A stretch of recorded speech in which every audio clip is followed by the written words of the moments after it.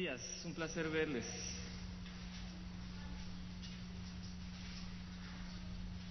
Pero, sí, estoy muy contento de verla, Linda, bienvenida.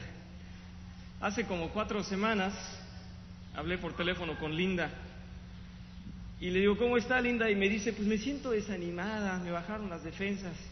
Y le dije yo, pues sí la entiendo, porque a mí cuando me bajaron el estéreo, coraje me dio.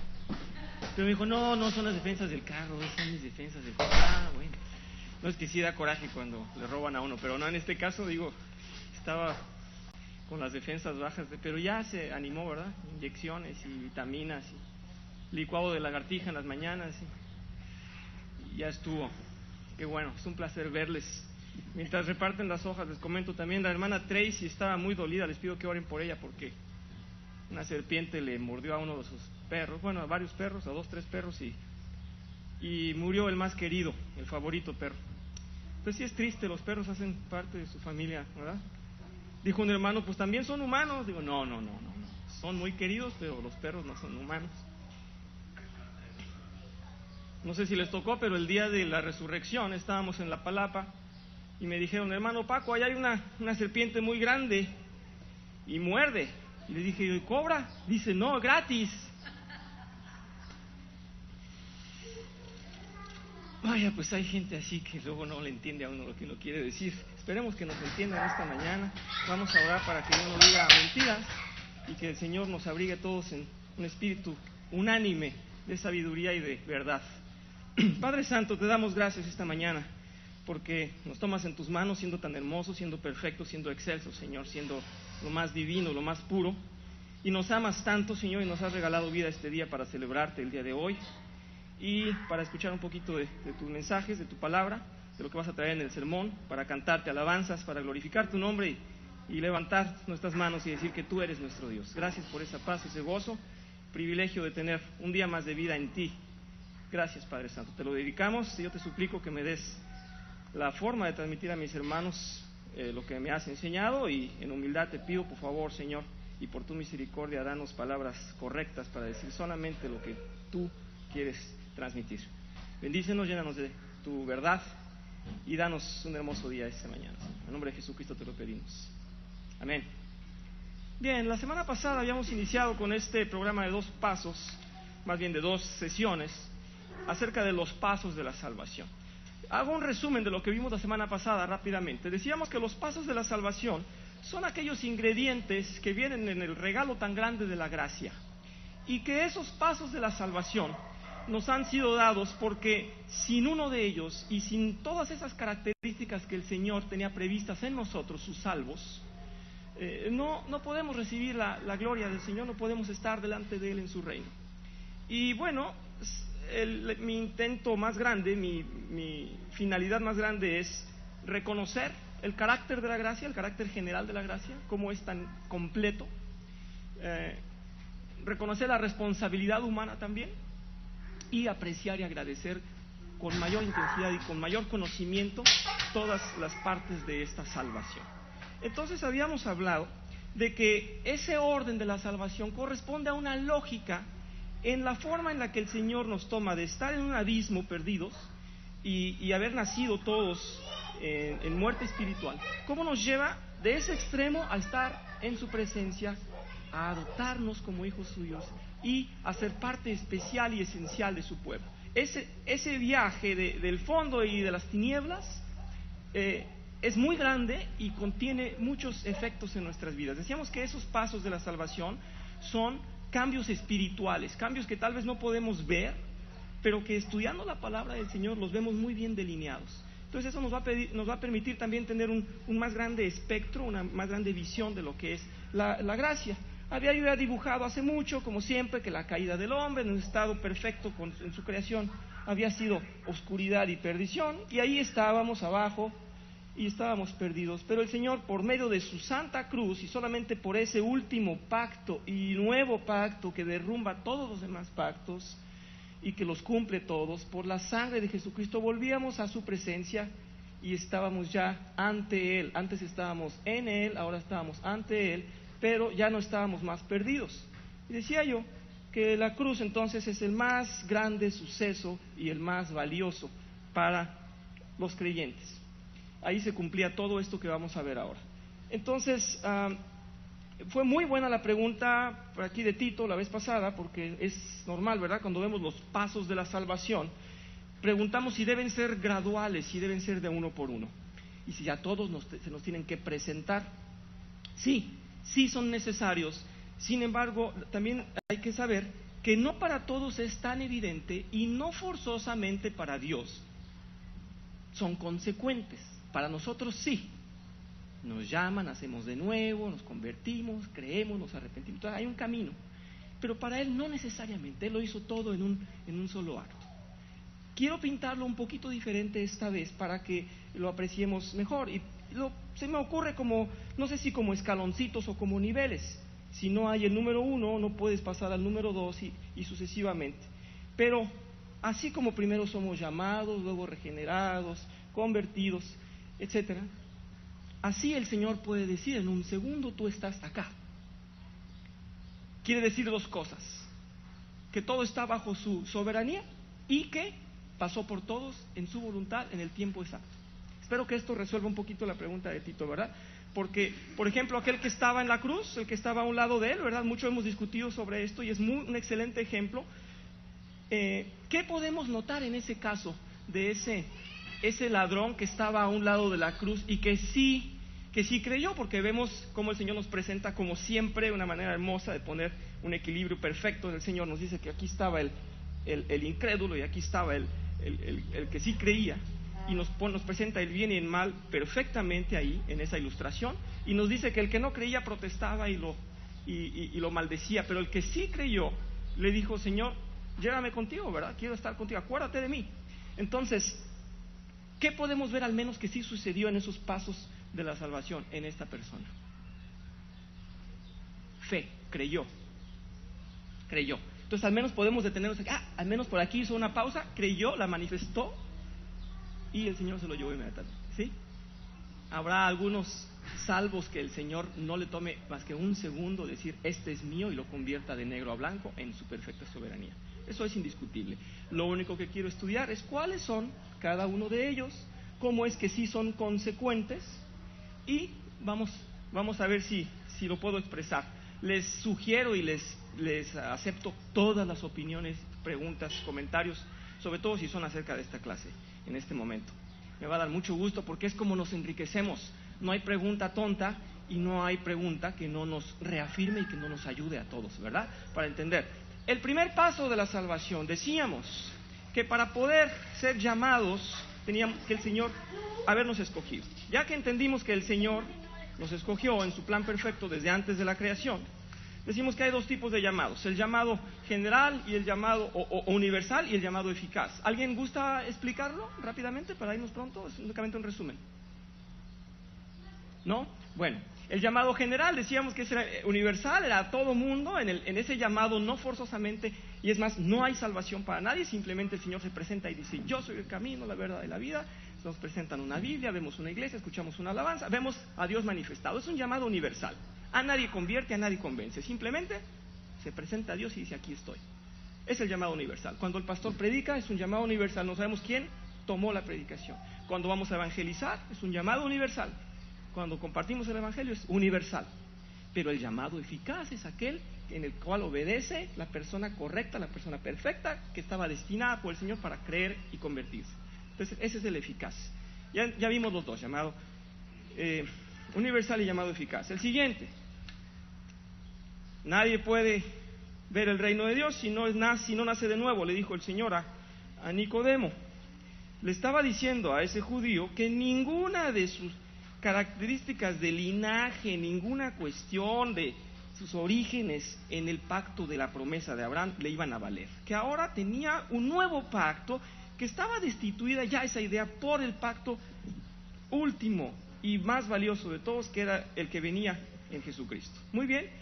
¿Quién puede regenerarse a sí mismo? Nadie puede cambiarse el corazón y hacerse vivo de nuevo. Yo pongo el ejemplo: si estábamos muertos espiritualmente, ¿qué muerto puede por sí mismo volver a la vida? Una vez estuve buscando el cadáver de un amigo porque no sabían si estaba en San José, en Cabo San Lucas, andamos en la madrugada buscándolo. Nos decían, no, está por allá. A las 3 de la mañana yo decía, lo voy a ver muerto ahí. Oh, pues ni modo, teníamos que estar seguros que era él. Y resulta que yo decía, de veras, cuando uno está no muerto ya lo pueden llevar a donde sea y no hay nada que lo impida. Entonces nadie en calidad de muerto puede regenerarse. El Señor dice, sí, estaban perdidos y muertos espiritualmente, yo les cambio el corazón. Entonces el único que nos puede dar nuevo corazón es el Señor. Ya estaba claro eso, creo que ya está más que claro.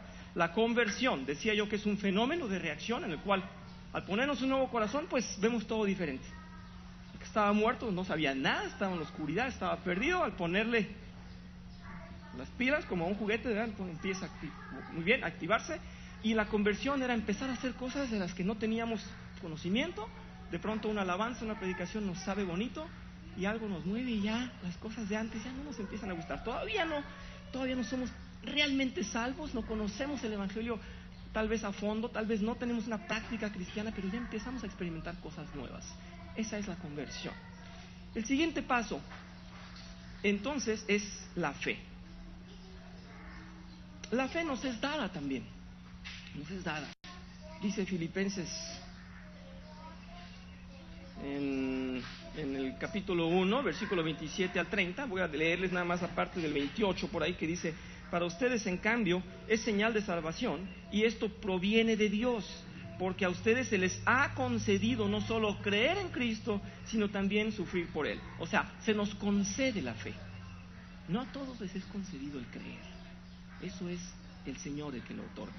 Les puse ahí otros, no sé si les puse otro versículo a ustedes, yo tengo otro de refuerzo por ahí, 1 Corintios 3:5, y dice, después de todo, ¿qué es Apolos y qué es Pablo? Nada más que servidores por medio de los cuales ustedes llegaron a creer según lo que el Señor le asignó a cada uno. Es decir, la cantidad de fe la pone el Señor en nosotros. ¿Verdad que decimos, Señor, acrecienta mi fe? Porque no es de nosotros, la fe es dada del Señor. Muy bien, entonces no podemos obligar a nadie de que crea, es dado de Dios. Muy bien, eso ya lo habíamos visto también. El arrepentimiento, decimos que si el que fue llamado específicamente se le dio un nuevo corazón, empezó a hacer cosas diferentes y a escuchar la palabra, y entonces cree, por fuerza se arrepiente, porque el que cree entiende de dónde viene, lo que era antes y lo que ahora es, y entonces se arrepiente. Decía yo la vez pasada, es como si nos apagan la luz, nos ponen a dibujar una hoja, nos prenden la luz y hicimos cosas muy chuecas. Y eso es, cuando el Señor nos da la luz, nos damos cuenta de que, wow, estábamos en un lugar perdido y ahora cambiamos de dirección. ¿Sí? Dije una vez que el Señor nos daba un giro de 180 grados. Y dijo uno, no, hombre, de 360. Le digo, no, porque tú estás en el mismo lugar, ¿verdad? Bueno, el Señor, sea como sea, nos lleva a Él, ya no nos deja perdidos. Muy bien, entonces en el arrepentimiento nosotros nos humillamos. No podemos decir, yo soy del Señor, yo soy convertido y sigo siendo lo que soy antes. No, tenemos que, dice el Señor que Él nos quiebra, en realidad la traducción y la aplicación en nuestras vidas, cuando dice quebrantarnos, nos divide, ¿verdad? Dijo el pastor en una predicación, nos parte en dos y nos quita de todo lo que éramos para que ahora seamos solamente de Él y en Él. Entonces, el arrepentimiento es destruir nuestra vida pasada, definitivamente, verla en escombros, vernos nosotros derribados y sometidos a Él. Quiero decir para noticia de ustedes que aquellos que ven muchos defectos en mí, sí es cierto, ahí están, pero había más, aunque no lo crean, me cabían más. Es cierto y es vergonzoso, pero me cabían muchos más y los practicaba de lo mejor posible, no saben, que es una vergüenza. Sí, bueno, pues a mí, yo estoy convencido y he sido despertado a eso, aunque no lo crean, y lo intento cada día. Seguir al Señor y derribar mi vida pasada. Ese es el arrepentimiento. Entonces, no nos provee el Señor, como ven aquí, no nos provee el Señor un cuidado perfecto para que no nos duela, para que no nos haga daño. Dijo el pastor Edgar en su última predicación, aquel que predique y que vaya a decir que la vida en Jesucristo es fácil, está totalmente equivocado y ese mensaje no va a pasar. Es una tortura, pero es una hermosa tortura en una seguridad de salvación y en una vida nueva. Es una hermosa tortura y dice Pablo, esta es una locura excepcional, ¿verdad? Entonces, para nada es fácil, es agradable para la humanidad, la salvación y el cambio, la regeneración que nos hace el convertirnos. Para nada. Duele. Si hay un cuerpo que no se ha dolido en Cristo, tal vez no está arrepentido, tal vez no ha sido salvo. Hay que dolerse y hay que desechar nuestra humanidad y someterla. Acabamos de cantar, quiero menguar para que crezcas tú. Yo sacrifico y crucifico mi carne diariamente contigo. Ese es el propósito, por eso viene el arrepentimiento. Pero el Señor, en su maravilloso plan, y por eso digo que esto es consecuente, en ese arrepentimiento no nos va a dejar.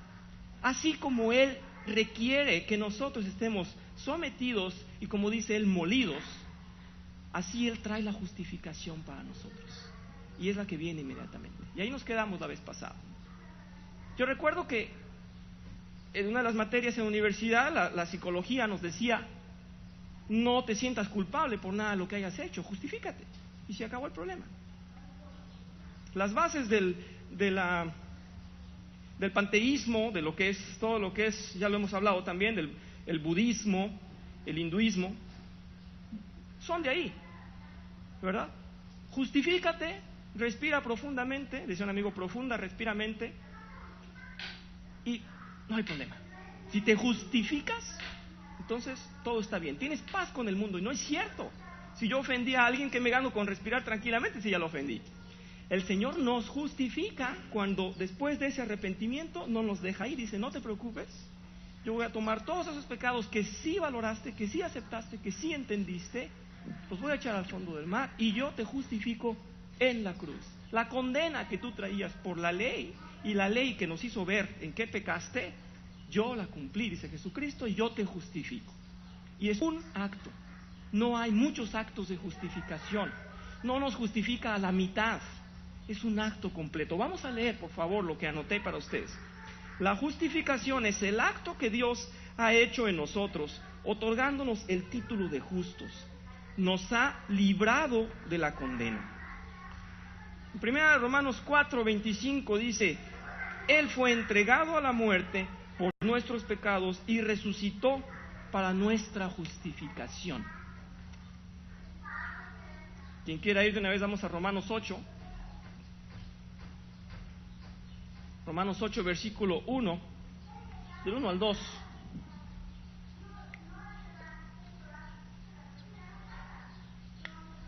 Por lo tanto, dice el apóstol Pablo, ya no hay ninguna condenación para los que están unidos a Cristo Jesús, pues por medio de Él, la ley del Espíritu de vida me ha liberado de la ley del pecado y de la muerte.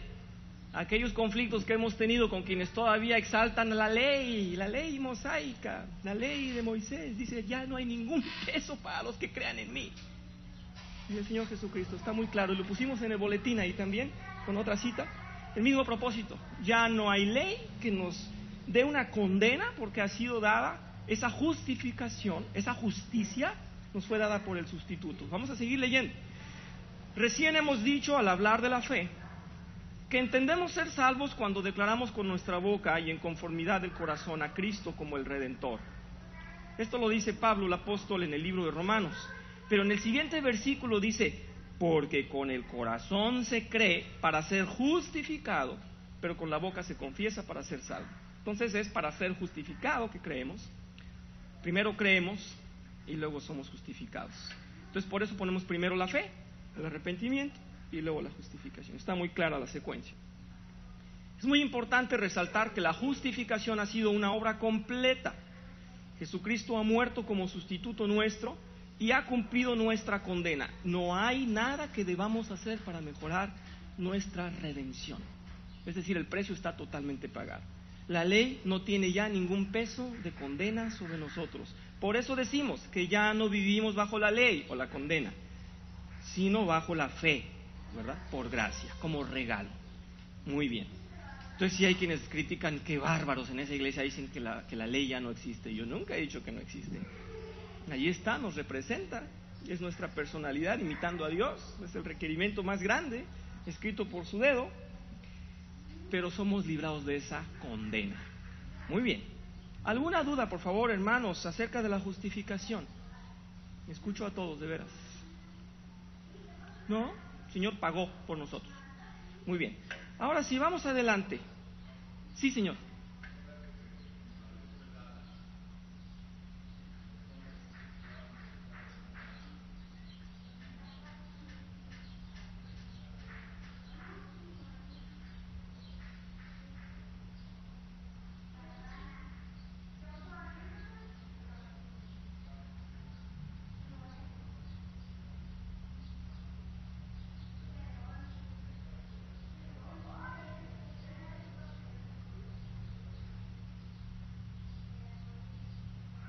Volvió a darla.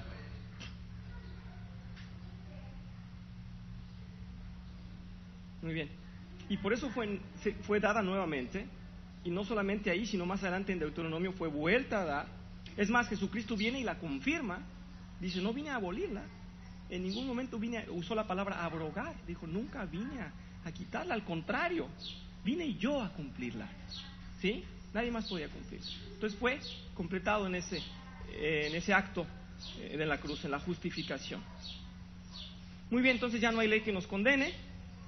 Antes teníamos el título de pecadores, ahora el Señor nos llama justos por Él, no por nosotros. Entonces sí hay gente que se ríe. Yo tengo un amigo que me dice, entonces tú eres justo y vas a ir al cielo. Le digo, amén. Y se enojó. Le digo, bueno, pues es lo que dice la palabra, ¿por qué no lo entiendes? Bueno, ese perdón, esa justificación, no es momentáneo.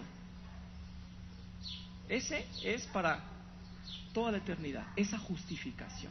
En el día del juicio final nos vamos a presentar y va a decir, estos ya no, estos ya están exentos, estos ya no van a entrar al juicio.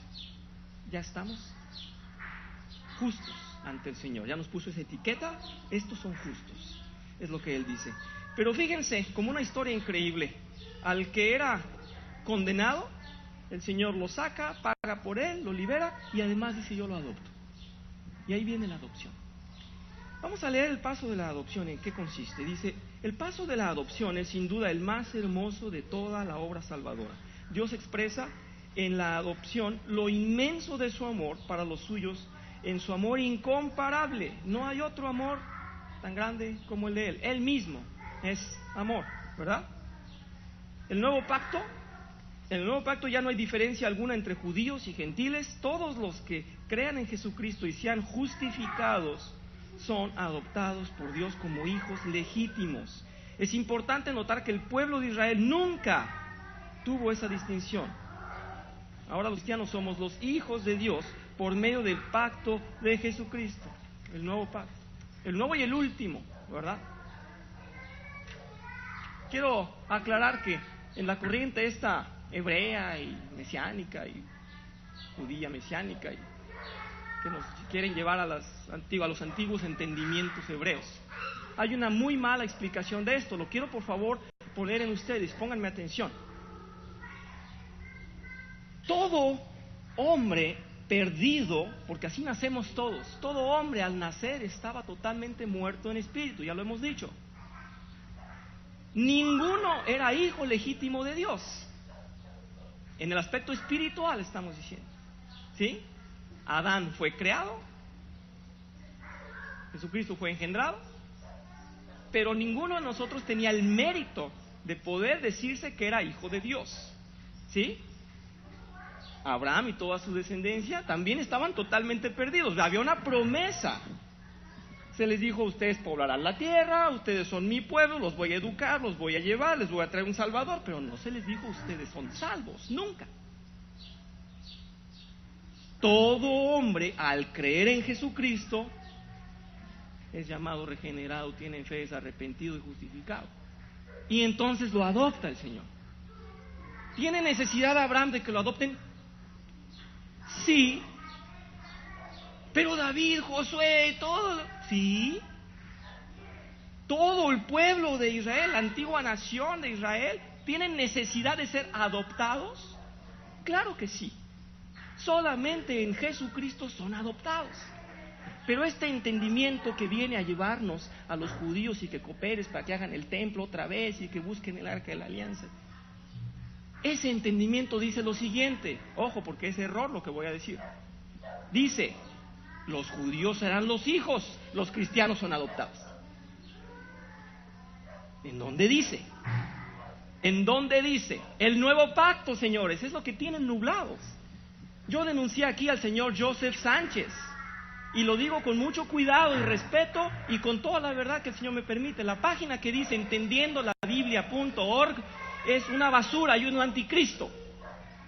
Tiene una educación muy organizada de todas las mentiras que ustedes puedan escuchar. Ahí están.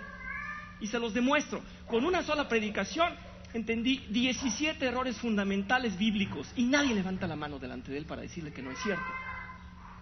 Esa no es la adopción. Nosotros somos la línea pura en Jesucristo. Nadie más será hijo. ¿Entendido? Lo siento por mi exaltación. Las mentiras deben ser puestas en la luz. Para eso nos levanta el Señor. La adopción, vamos a Efesios 1, por favor. 4:6. De 4 al 6, perdón.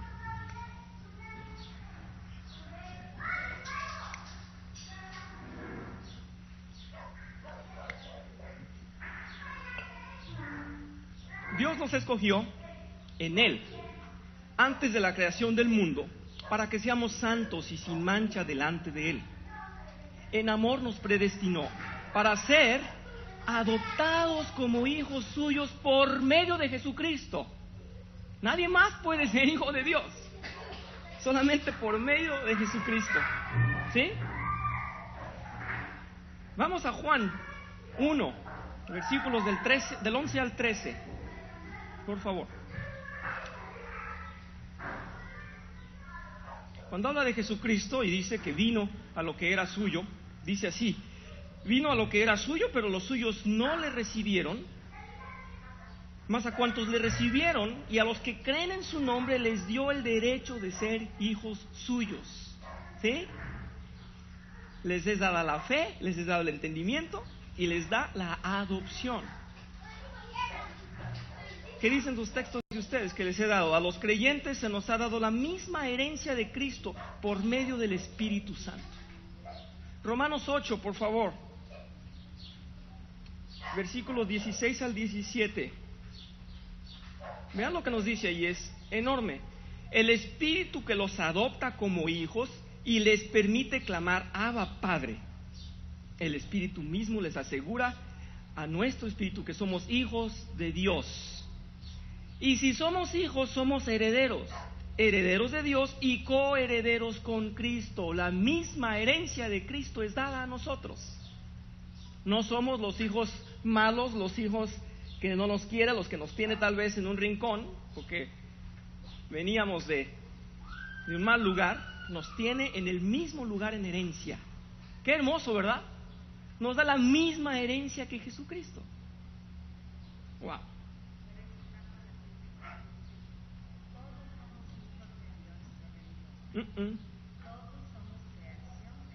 Pero no todos somos hijos. Muy bien. Bueno, no les ha dado el Señor entendimiento. Bien, cuando somos adoptados ya no somos simples criaturas, es lo que estoy diciendo. Ahora somos hijos de Dios y directos herederos de la vida eterna para su honra y gloria. Apocalipsis 21, qué hermoso, 21:7, dice: el que salga vencedor heredará todo esto, y yo seré su Dios y él será mi hijo. ¿Quién será vencedor? Dice la palabra del Señor, somos más que vencedores, cantamos aquí, ¿verdad? Porque el Señor dice que nosotros somos vencedores, hemos vencido a la muerte por medio de Jesucristo, y no hay nada que nos pueda arrebatar esa gracia, esa situación, esa condición. Recuerdo que había una etiqueta en un auto que me encantó, que decía: pues no seré el dueño del mundo, pero soy el hijo del dueño. Está bueno, ¿no? Somos los hijos del dueño del mundo, así es. Bien, ya que está entendida la adopción, espero, si no hay comentarios, vamos a lo que es la santificación. La santificación es un proceso. Fíjense que a diferencia de la justificación es un solo acto, un acto de una sola vez se hizo en la cruz. Y la santificación es un proceso, es de día con día. Es un proceso que sigue cada creyente desde su conversión, en el cual se esfuerza por mantenerse viviendo bajo la voluntad del Espíritu de Dios que mora en él. y negándose a los deseos de la carne. Esa es nuestra vida. Esa es nuestra vida. Tenemos un espíritu que es de Dios y una carne que nos jala y que dice, no me gusta esto. Y tenemos que estar luchando por perseguir el más alto objetivo en nuestras vidas y no hacer caso a esa carne. Ese es nuestro proceso. Día con día hacemos menos caso a la carne. Es la suposición, es lo que nos es dado, ¿verdad? Es una obra progresiva. No es de un día para otro, ¿sí? Dice el señor Berkov, lo puse para mis notas, es un gran teólogo, dice que mediante la purificación que Él ha hecho de nosotros, ahora lo que trata de hacer es que si ha salvado nuestro espíritu, trata también de limpiar nuestra carne, poquito a poquito, día con día. No sabemos hasta dónde creceremos, pero es diario ese trabajo. Vamos a leer, dice, a este punto ya Dios nos ha dado todas las condiciones para ser llevados en constante trabajo de perfeccionamiento, a fin de modelarnos a su imagen y conforme a su naturaleza. Puse para ustedes la cita de Colosenses 3. Vamos a leerla del versículo 9 al 10. Muy bien, adelante. Dice, dejen de mentirse unos a otros, ahora que se han quitado el ropaje de la nueva naturaleza, de la vieja naturaleza, con sus vicios, y se han puesto el de la nueva naturaleza, que se va renovando en conocimiento a imagen de su Creador. Entonces nuestras antiguas ropas estaban sucias, ya no hay que ponérnoslas, ¿verdad? Es responsabilidad del creyente mantenerse firme y ejercitar su dominio propio. Efesios 4, lo voy a leer para ustedes, 22 al 24, dice, con respecto a la vida que antes llevaban, se les enseñó que debían quitarse el ropaje de la vieja naturaleza, la cual está corrompida por los deseos engañosos. Ser renovados en la actitud de su mente y ponerse el ropaje de la nueva naturaleza creada a imagen de Dios en verdadera justicia y santidad. 2 veces dice el apóstol Pablo, esa es una ropa vieja. El Señor nos dio ¿qué? Ropas nuevas. ¿Sí? A mí me han dicho, ¿se pierde la salvación? Digo, no, esa ropa ya te la dio, tal vez la ensuciaste, tienes que lavarla en el arrepentimiento de cada día, pero no te la va a quitar nadie. Esa es tu ropa blanca y pura de que el Señor te dio. Así es nuestra nueva naturaleza. La ropa vieja se acabó. Como huele mal, no nos la vamos a poner, ¿verdad? Así nos educa el Señor. ¿Alguna duda, por favor, en la santificación? Les escucho con amor. Muy bien. La preservación o perseverancia, en este caso puse preservación.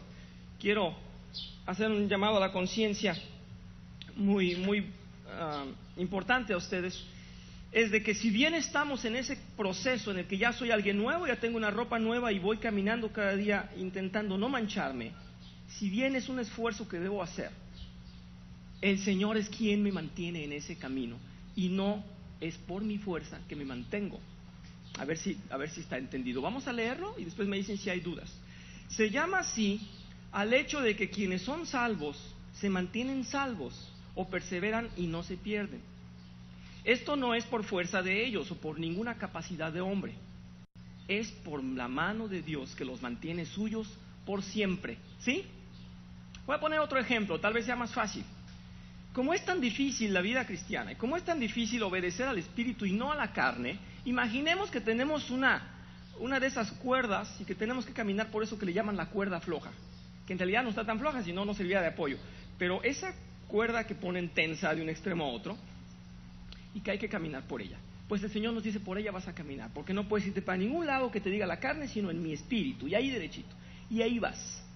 Pero ¿saben qué? El Señor ya nos puso una protección que va agarrada, nos protege bien con un arnés, te puedes caer un poquito, puedes resbalarte, pero el Señor ya te tiene agarrado y te vuelves a levantar y vuelves a caminar, ¿sí?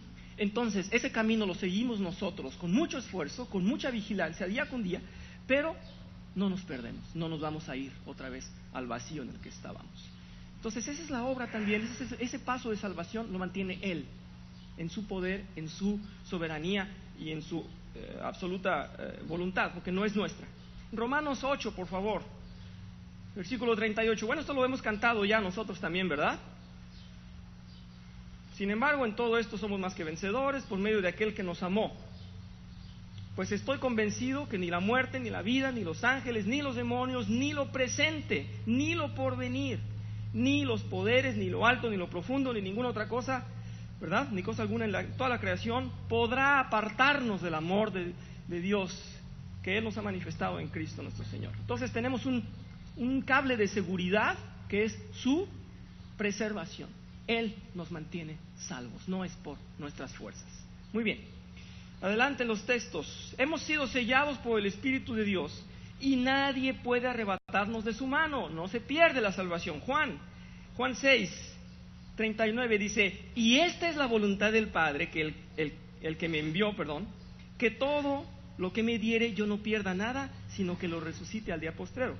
Y dice Juan 10, adelantito, dice: yo les doy vida eterna y no perecerán jamás, y nadie les arrebatará de mi mano. Mi Padre que me las dio, dice Jesucristo, es mayor que todos y nadie puede arrebatar de la mano de mi Padre. Nada, ¿verdad? Somos preservados, mantenidos santos por Él, ¿verdad? Eso es una gloria a Él, definitivamente. Cristo ha orado al Padre para que Él nos mantenga unidos, perfeccionándonos. Así que, aunque luchamos por nuestra santidad, no perseveramos por nuestras propias fuerzas, sino porque Dios, puse una minúscula Dios ahí, nos lleva de su mano y con su poder. Esto está en Juan 17:23, que dice: permite, Señor, que alcancen la perfección en la unidad, y así el mundo reconocerá que tú me enviaste y que los has amado a ellos tal como me has amado a ti. Permite que alcancen perfección, está diciendo Jesús cuando ora por nosotros. Dice Jesús: permite que alcancen perfección, que vayamos en santidad día con día. Esto es la preservación. Vamos al último paso. Yo sé que voy un poco rápido, pero creo que está tan claro. Y si hay preguntas, por favor, les suplico, levanten sus manos. La glorificación. Jesucristo es nuestra esperanza viva y nos ha sido prometida la gloria en Él. La gloria nos ha sido prometida. Colosenses 3, del 3 al 4, dice: cuando Cristo, que es la vida de ustedes, se manifieste, entonces también ustedes serán manifestados con Él en gloria. ¡Qué hermoso! Nos va a compartir, vamos a estar en el mismo, en la misma celebración, en el mismo lugar de su gloria, vamos a estar con Él. Ese es el último paso, cuando lleguemos a su presencia.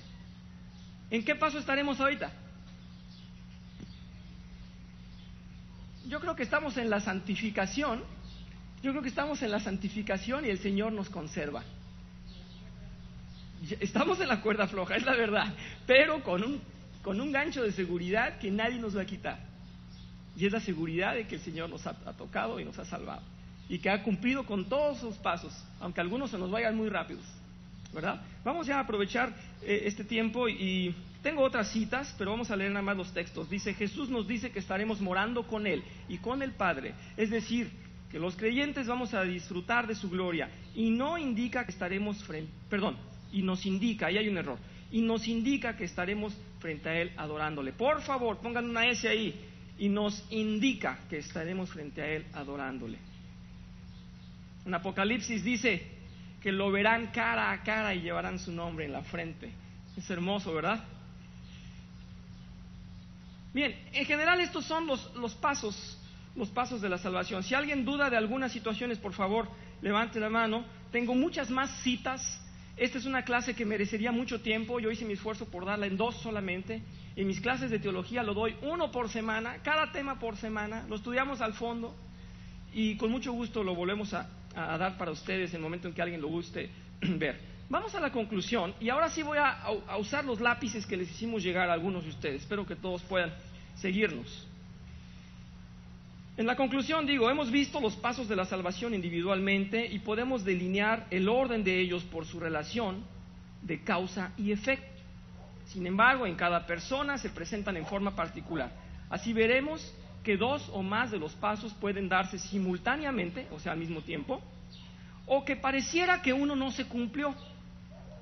Esto es porque la vida de cada ser es diferente y su trayectoria ha sido preordenada por Dios a fin de cumplir con un propósito perfecto. Es decir, si a algunos nos cuesta más el periodo del arrepentimiento y no estamos dando frutos de arrepentimiento, no quiere decir que el Señor se le olvidó o que con Él no puede.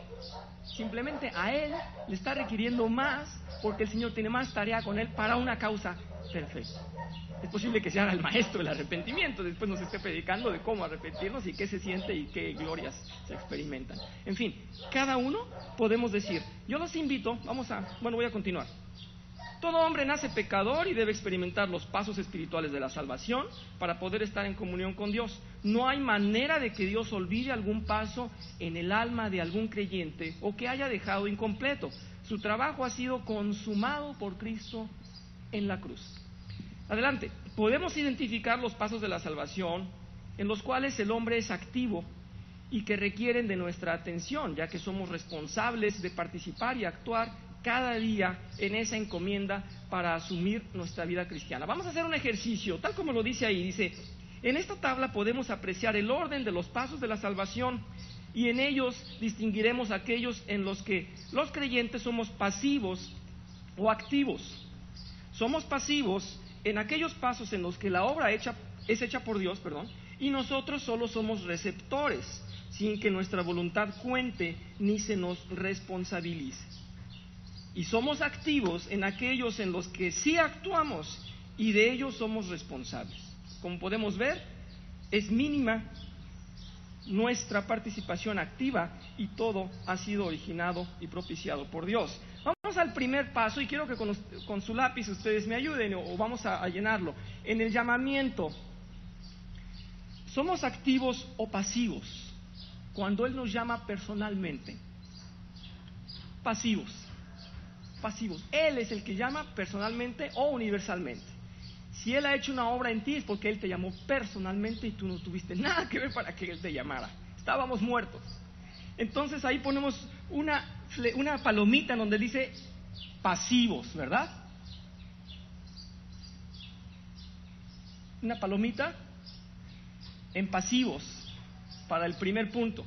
El segundo, de la regeneración, ¿podemos cambiar el corazón nosotros? ¿Somos activos o pasivos? Pasivos también. En la conversión, que empezamos a experimentar cosas nuevas sin saber por qué. Pasivos, porque es por una reacción del nuevo corazón. Entonces somos pasivos también. En la fe, nosotros hacemos algo para creer o se nos es dada la fe. Se nos es dada, somos pasivos también en la fe. El arrepentimiento, ¿saben qué? Ahí sí somos bien activos. De hecho, hay una orden. Arrepiéntanse para que den buenas obras, dice el Señor.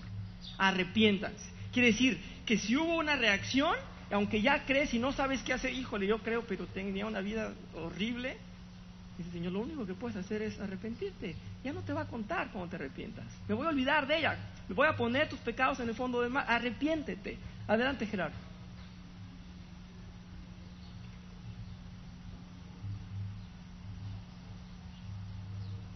Sí, Gerardo. Pero ¿por qué viene el arrepentimiento por consecuencia de Dios? Por todo esto.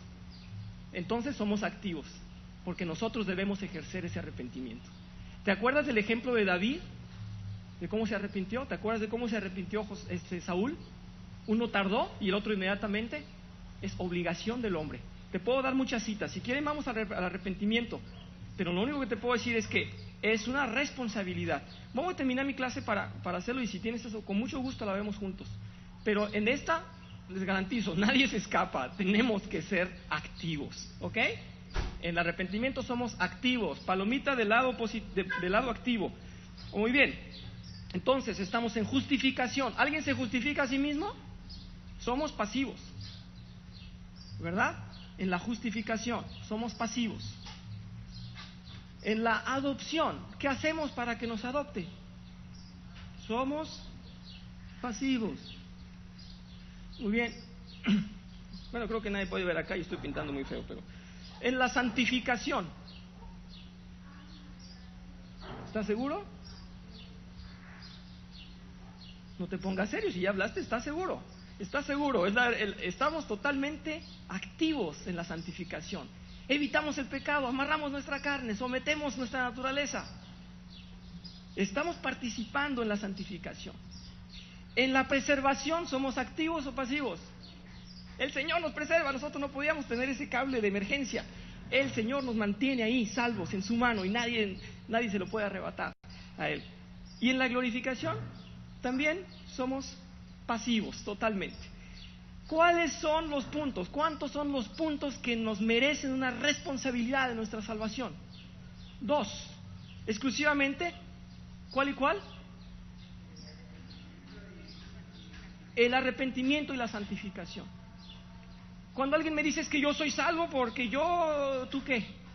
Pues es que yo le intento cada día. Bueno, pues nada más es un resultado de lo que el Señor te dio. Si el Señor no hubiera iniciado la obra, no estarías ahí. 2 responsabilidades grandes tenemos entonces en nuestra salvación. El arrepentirnos, eso es de día a día. Primero fue un gran cambio cuando nos dieron esa vida nueva y cuando creímos por primera vez, y fue un arrepentimiento de ahí para atrás. Pero ¿saben qué les quiero comentar? A mí me pasa que todavía me arrepiento de cosas de años atrás. Y es constante el arrepentimiento. Más nos abre el Señor los ojos, más nos da luz, más vemos la cochinada que éramos, ¿verdad? Eso éramos. Entonces, el gran trabajo se reduce en la salvación a esos 2 puntos. Nadie puede justificarse, nadie puede aumentarle a esa justificación, a ese ser puros, a ese haber librado la condena. Nadie puede aumentarle todavía para que yo me lo merezca más. Lo que sí podemos hacer es arrepentirnos cada día y luchar en santificación, luchar en santidad. El Señor nos ha provisto todo, ¿verdad? Sí, Señor.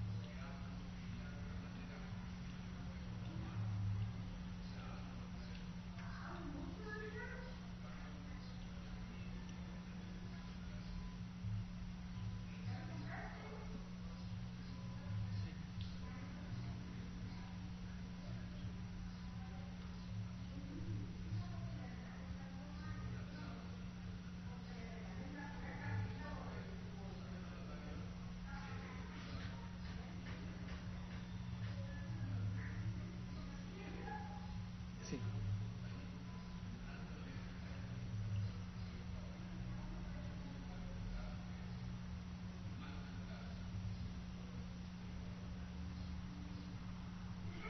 Sí. Estoy.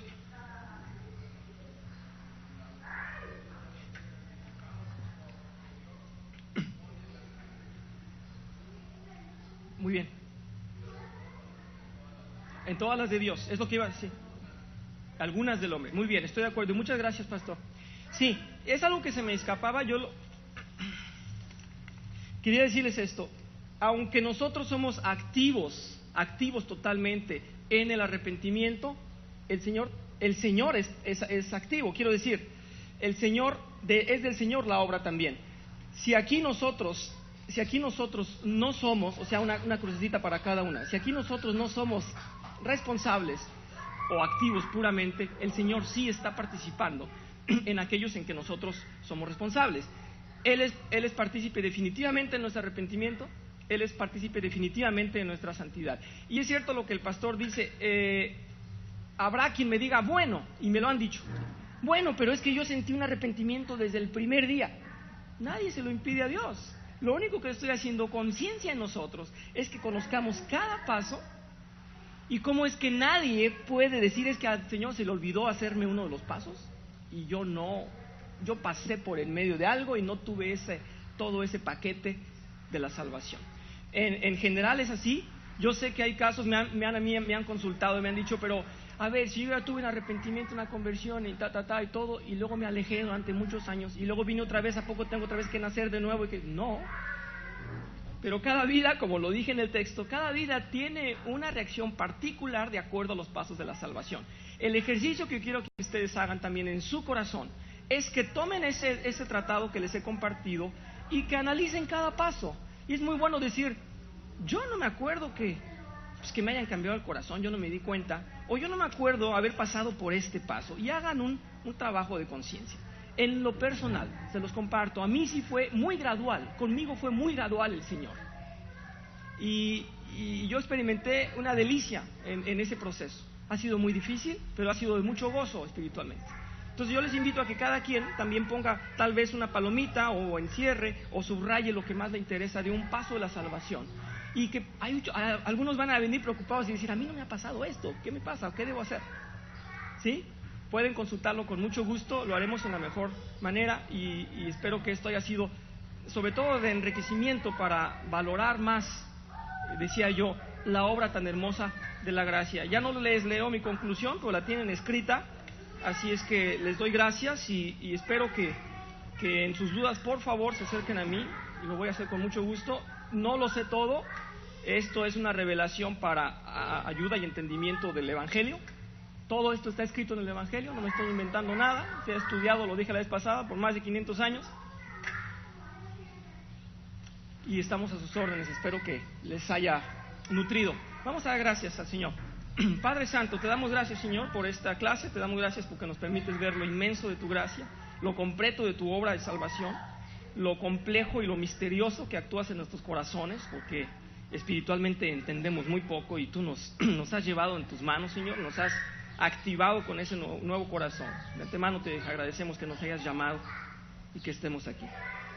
Señor, sabemos que tú haces en un plan y en un diseño perfecto en cada vida obras maravillosas, que todas tienen el propósito de glorificarte, que ninguna es para exaltación de hombre, que todas aquellas almas que tú has llevado, Señor, contienen un trabajo muy valioso, muy precioso, que nadie más podía hacer y que todos merecemos, y todos recibimos y todos estamos llamados a poner en tu mano en reverencia, Señor, porque esas vidas y esas almas nos las has regalado para tu bendita obra, para adorarte y para bendecirte. Danos un hermoso sermón, danos un buen día de alabanza y adoración a ti, Señor, que la gloria sea para ti por siempre.